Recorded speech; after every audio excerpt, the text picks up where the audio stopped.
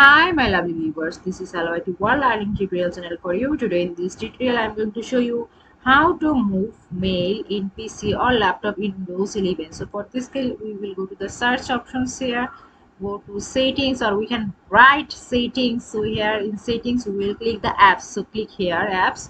We will work on apps. Which apps? Which we have already installed. So click here and here we will write, or we will find this. So see here mail, click, see here the move. So if we click move, see by default this app is currently installed on Windows C, that means the local disk C, and here the select a drive to move this app. So we have to select here D or E, that means I have two extra or another new volume or new drive or drive disk. That's why it revealed two.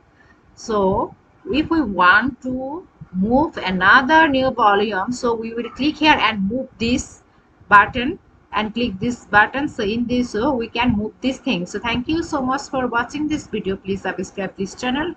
Hopefully this tutorial will help you so much.